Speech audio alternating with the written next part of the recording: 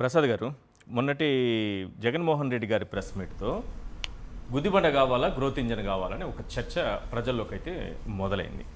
అసలు పాయింట్ ఏంటంటే అమరావతి గుదిబండ ఎందుకు అవుతోంది, ఈ మావిగన్ అనేటటువంటి ప్లాన్ బితో ఆయన చెప్పినటువంటిది ఇది గ్రోత్ ఇంజన్ ఎందుకు అవుతుంది? ముందుగా సాక్షి ప్రేక్షకులు నమస్కారం, అలాగే ప్యానల్లో ఉన్న మిత్రులకి మీకు కూడా నమస్తే సార్. సార్ ఒకటి నేను చెప్పగలను, ఇప్పుడు కంచే చేను మేస్తే అన్న దగ్గర ఆంధ్రప్రదేశ్ ప్రభుత్వానికి, ఆంధ్రప్రదేశ్లో మన ముఖ్యమంత్రి గారికి ఢిల్లీ వేదికగా వాళ్ళ పార్టీ వాళ్ళు నరేంద్ర మోడీ గారు పరువు తీసేద్దామని నిశ్చయించుకుంటే మనం ఏం చేయలేము దానికి. నేను ఒకటే చెప్తాను, మహానుభావుడు వాజ్పేయి గారు మూడు రాష్ట్రాలను విభజించాడు, జార్ఖండ్, ఉత్తరాఖండ్ అండ్ ఛత్తీస్గఢ్. దానికి ఏమైనా ఇలా రాజధాని వాళ్ళు పెట్టుకుంటే రాంచీ, డెహ్రాడూన్, రాయ్పూర్ మీరు పెట్టుకోవద్దు అని చెప్పి పార్లమెంట్లో తీర్మానం చేశారట. లేదు, ఓకే, వీళ్ళు ఎందుకో చంద్రబాబు నాయుడు గారి మీద రివెంజ్ తీర్చుకోవడానికి వాళ్ళ పార్టీ ఫేమస్ అని, అవంశోభం తెలియని ఫేమస్ అని, ఈనాడు ఆంధ్రజ్యోతి చదివే పురంధేశ్వర్ గారు అండ్ ఏమీ తెలియని సీఎం రమేష్ లాంటి వాళ్ళు పగబట్టేసి అక్కడ పార్లమెంట్లో బిల్లు పెట్టి నాటకాలు అన్నట్టుకున్నది. ఎందుకు? సింపుల్గా చెప్తా, ఇప్పుడు ఒక స్టేట్కి రాజ్యాంగం ప్రకారం నాయుడు గారి కళ నెరవేర్చే పనిలో వాళ్ళు కృషి చేశారు. లేదు, ఆయన అవమానం చేయడం ముఖ్యమంత్రి కావాలి జరిగిన అవమానం సార్. మీకు మళ్ళీ చెప్తున్నాను, అందుకే వైఎస్ఆర్సీపీ వాళ్ళు వాకౌట్ చేసి బయటకు వచ్చారు. మీరు జాగ్రత్తగా చెప్తాను వినండి. రాష్ట్రానికి రాజ్యాంగం ప్రకారం రాష్ట్ర రాజధాని నిర్ణయించుకునే హక్కు ఉంది. 2015లో నరేంద్ర మోడీ గారు వచ్చి చెమ్మూడు నీళ్లు మట్టి మీరు రాజధాని నిర్ణయించుకున్నారని చెప్పి మన మొహాన పోసిపోయారు కదా. కరెక్ట్. తర్వాత 2019 నుంచి 24 దాకా 3 రాజధానులు అని చెప్పిన జగన్మోహన్ రెడ్డి 3 రాజధానులు విరమించుకుని రిట్ ఆఫ్ మ్యాండమస్ తీర్పుకు గౌరవిస్తే గౌరవ న్యాయస్థానం కూడా అమరావతి రాజధానిగా అని చెప్తే జగన్మోహన్ రెడ్డి గారు అక్కడి నుంచి పరిపాలన చేశారు కదా. వీళ్ళు కూడా 2 సంవత్సరాలు బట్టి అక్కడే పరిపాలన చేస్తూ, ఇప్పుడు జాగ్రత్తగా గమనిస్తే మావిగాన్ కన్నా ముందు జగన్మోహన్ రెడ్డి వేసిన ట్రాప్లో నరేంద్ర మోడీ గారు ఖచ్చితంగా అవమానం చేస్తుంటే జడ్డోల్లో భరించిన ఎర్రిబోగులేని తెలుగుదేశం వాళ్ళు, ఏటీ తెలియని జనసేన ఈ పారాచూట్ వేసుకొచ్చి తెలుగుదేశం నుంచి కాంగ్రెస్ నుంచి బీజేపీకి నెత్తుకొచ్చిన వాళ్ళు పగబట్టి చంద్రబాబు నాయుడు గారికి రాష్ట్రానికి చేసిన అవమానం. ఎట్లా నాకు అర్థం కావట్లేదు. అలా కాదండి, రాష్ట్ర రాజధాని కేంద్ర ప్రభుత్వం నిర్ణయిస్తుందా, రాష్ట్ర ప్రభుత్వం ప్రభుత్వమే అది రాజ్యాంగ ప్రకారం ఇచ్చిన అఫిడవిట్లో కూడా అదే చెప్పారు. రాజ్యాంగంలో ఎక్కడ కూడా క్యాపిటల్ నిర్వచనం. ఇప్పుడు నాకన్నా ముందు కేంద్ర ప్రభుత్వం హైకోర్టుకి, సుప్రీంకోర్టుకి ఇచ్చిన అఫిడవిట్లో ఇట్ ఇస్ స్టేట్ డిస్క్రిప్షన్ అని చెప్పిన తర్వాత వాళ్ళు దానికి తీర్మానం చట్టం చేయడం ఏంటండి? కాంట్రడిక్షన్ అయినా కదా. మరి ఎందుకు లేదా 33 కేంద్రపాలిత ప్రాంతాలతో ఉన్న ఈ స్టేట్లలో ఏ స్టేట్కైనా ఇలా మేము రాజధాని కేంద్ర ప్రభుత్వం నిర్ణయించిన ఉదంతం చెప్పమనండి. ఇప్పటి వరకు చరిత్రలో లేదు. మరి మనం ఏం తప్పు చేసామా, పాపం చేసామా, మనకి ఎందుకు వివక్ష?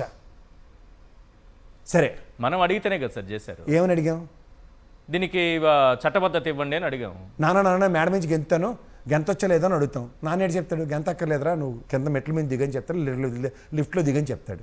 చట్టబద్ధత ఎందుకు? అది ఆల్రెడీ రాజధాని కదా, నేను 2 సార్లు వచ్చి పునర్శంకుస్థాపన కూడా చేశాను అని చెప్పాల్సిన బాధ్యత మా ప్రధానమంత్రి మీద ఉండాలి కదా. తర్వాత వీళ్ళు ఏదైతే ఇంత 45 సంవత్సరాల అపార అనుభవం ఉన్న చంద్రబాబు నాయుడు గారికి ఇది ఎందుకు పార్లమెంట్లో ఎందుకు చట్టం చేయబడాలని అడిగే సామర్థ్యం ఆయన దగ్గర ఉంది కదా. ఓకే, సరే, సీఎం రమేష్ చెలరేగిపోయి ఒక పాయింట్ చెప్తాను. జగన్మోహన్ రెడ్డి గారు మళ్ళీ ముఖ్యమంత్రి అయినా ఇక్కడున్న దాన్ని కదిలించలేరు, ఎవరూ కదల్చలేరు, అమరావతి క్యాపిటల్గా ఉంటుంది అని అసెంబ్లీలో తీర్మానం సందర్భంగా పదే వాళ్ళు మాట్లాడింది మీరు వినలేదా? అందుకే చట్టబద్ధత తీసుకొస్తున్నామని చెప్పింది వినలేదా? నాకు గాంధీ మహాత్ముడు చెప్పిన చెడు విన్ను, చెడు చూడను, చెడు మాట్లాడను అన్నది నాకు ఇంపార్టెంట్. అలా అడ్వెంచర్తో మాడితే మనకు తెలిసిన సబ్జెక్ట్ మనం మాడుకోవాలి, కానీ వాళ్ళకి ఏది తెలియదు అన్న విషయం కేంద్ర ప్రభుత్వం సాక్షిగా, పార్లమెంట్ సాక్షిగా వాళ్ళ ఎరుబోగులతో బయటపడిన తర్వాత ఇంకా వాళ్ళ గురించి మాట్లాడబెట్టారు, నవ్విపోతాడన్నా. ఇప్పుడు జగన్మోహన్ రెడ్డి 1500 కోట్లు కేంద్ర ప్రభుత్వం ఇచ్చి వీళ్ళు తగలబెట్టిన 8000 కోట్లకి ఇంకా నేను ఫర్దర్ ఇన్వెస్ట్ చేయను, నేను ఇంతే చేయగలను అని చెప్పి కూర్చున్నాడు ఆయన. ఇప్పుడు ఈ 2 సంవత్సరాల్లో నీళ్ళు ఎత్తిపోయడం, మొక్కలు కొట్టడం తప్ప వీళ్ళు ఏడు చేశారు? సీఎం రమేష్ మాట్లాడాడు ఏంటి, హైదరాబాదు గబగబా డబ్బులన్నీ వచ్చేస్తే అలాగే అమరావతి వచ్చేస్తాయని. వాళ్ళు పెట్టిన పేరేటండి, పీపుల్స్ క్యాపిటల్. ఇప్పుడు మనకి లక్డీకపూర్లో అసెంబ్లీ ఉంది, నెక్స్ట్ ఆ కోతవేడు దూరంలో సచివాలయం ఉంది, అవును, నవాబు కట్టిన హైకోర్టు భవనం ఉంది, అవును. వీళ్ళు చెప్పిన మైక్రోసాఫ్ట్ కానీ ఐఎస్బి కానీ ఇదేంటి మీరు ఎంత పాత బిల్డింగ్లో ఉంటున్నారు, నేను రానని చెప్పి మైక్రోసాఫ్ట్ అదినే చెప్పాడా, బిల్డింగ్ తీసుకొచ్చి పెట్టాడా? అలాగే ఐఎస్బి వాడు మీరు టీ ఇచ్చి టిఫిన్ ఇచ్చి నాకు కన్విన్స్ చేశారని చెప్తారు కదా వీళ్ళే, ఇదేంటి ఎంత పాత నవాబ్ బిల్డింగ్లో ఉన్నారేంటి, సచివాలయం ఏంటి ఎలాగుంది అని చెప్పి నేను రానని చెప్పాడా, ఐఎస్బి పెట్టాడా? సరే, నేను నవనగరాలు కడతానని చెప్తుండే కదా చంద్రబాబు నాయుడు. అవును, మళ్ళీ అబద్ధాలు రే జడ్డోళ్ళరా, మీరు గుంటూరు విజయవాడలో మాట్లాడి తెలివైన వాళ్ళు అని చెప్తారు కదా పొగడి కబుర్లు. సింపుల్గా చెప్తాను నేను, మనకి ఇక్కడ సైబరాబాద్ ఉంది, నెక్స్ట్ ఫైనాన్షియల్ డిస్ట్రిక్ట్ ఉంది, ఈ రెండు చంద్రబాబు గారు కట్టారా? వాటంతట అవి నానగ్రామ కూడా కదా, పప్పలు కూడాను, అవును, వాటంతట అవే కదా అభివృద్ధి చెందే. అవే అభివృద్ధి, ఏ నగరమైనా అంతే కదా. అవి రాజధానిలో ఉన్నాయా లేకపోతే రాజధాని బయట ఉన్నాయా? రాజధాని 180 కిలోమీటర్ల రేడియస్ ఉంది. జగన్మోహన్ రెడ్డి కూడా మీరు వెనకాతలు తొప్పలు కంపలు కొట్టుకుంటూ అటుపక్కెళ్ళి పొలాలు తెచ్చుకుని చచ్చిపోయే బదులు నేను కర్ణాటకలోనే ఉంటాను, నన్ను ఆడిపోసుకుంటారు కదరా. నేను మైసూరు గురించి కనుక్కుంటే చెప్పింది ఏంటంటే ఫస్ట్ కర్ణాటకకి మైసూరే క్యాపిటల్ అన్నారు. కానీ అవి బ్రహ్మాండమైన ఫర్టైల్ ల్యాండ్స్, బ్రహ్మాండమైన అగ్రికల్చర్ సెక్టర్ అక్కడ ఉన్న దగ్గర వాళ్ళు 120 కిలోమీటర్ల రేడియస్లో ఉన్న కర్ణాటక క్యాపిటల్ బెంగళూరు అని చెప్పినప్పుడు మనం ఎందుకు ఆ ఫెర్టైల్ ల్యాండ్లు పాడు చేయడం, ఈ పోగేసుకుని ఇంకా ఎక్సెస్ ల్యాండ్లు తీసుకునే బదులు నేను ఇక్కడ మావిగన్ అన్నాను. మావిగన్ ఉద్దేశం ఏంటి? సీఎం రమేష్ చెప్పాడు కదా, అపర మేధావి, డబ్బులు విపరీతంగా రావాలంటే వేరే ఎర్రిమాలో కల్లరా సంపద సృష్టిస్తామని అబద్ధాలు చెప్పడం చంద్రబాబు నాయుడు గారిలాగా జగన్మోహన్ రెడ్డికి రాదు. సంపద ఇన్స్టెంట్గా సంపాదించే మార్గం చెప్తాడు ఆయన. అది ఎలా తెలుసా? ఇప్పుడు మీరు చెప్పిన Machilipatnam, the oldest city in Andhra Pradesh, British వాళ్ళ కాలం నుంచి చూసుకుంటే. అలాగే విజయవాడ, గుంటూరు పరిసర ప్రాంతాల్లో జన నివాసాలు ఉన్నాయి 25 లక్షల పైచిలుక. మచిలీపట్నం ఎన్ని లక్షల మంది దగ్గర 20 లక్షల మంది ప్రజలు ఉన్న దగ్గర మీరు ఒక గ్రేటర్ హైదరాబాద్ 180 కిలోమీటర్ల విస్తీర్ణంలో హైదరాబాద్ క్యాపిటల్గా విస్తీర్ణం చెందని క్లెయిమ్ చేసుకుంటున్నారు. మీరు అటుపక్క పోయి బదులు ఇటుపక్క విస్తరించండి అని చెప్పారు. ఇందాక మీరు బ్రహ్మాండమైన రిమార్క్స్లో చెప్పారు ఇటుపక్క చూస్తున్నారు కానీ ఇటుపక్క ఎందుకు చూడట్లేదని. ఒక సింపుల్ ప్రాస్పెక్ట్ చెప్తాను మీకు.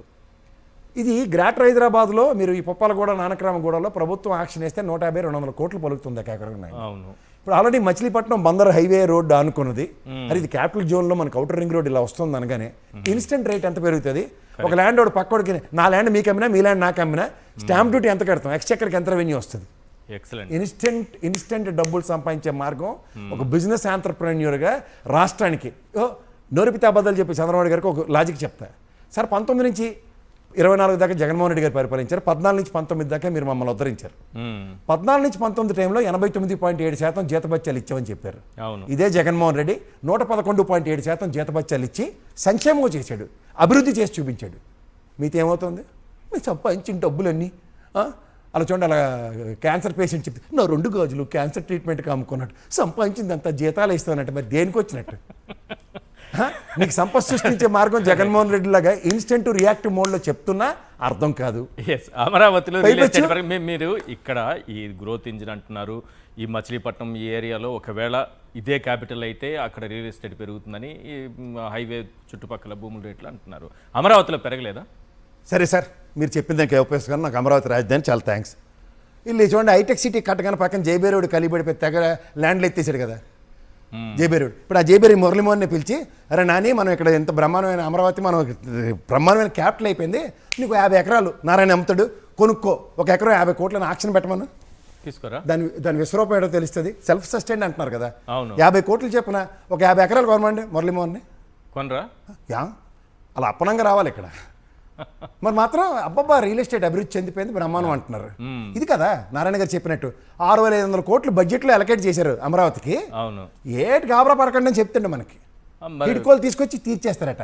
6000 ఎకరాలు మాకు సిఆర్డీఏ ఉంది, దాని పక్కన పెట్టారు, తీసేసి అమ్మేస్తారట, ఇచ్చేస్తారట. ఎవరికి ఇచ్చేస్తాడు? ఏ బోధులు తెచ్చుకుని కడుతున్నావా?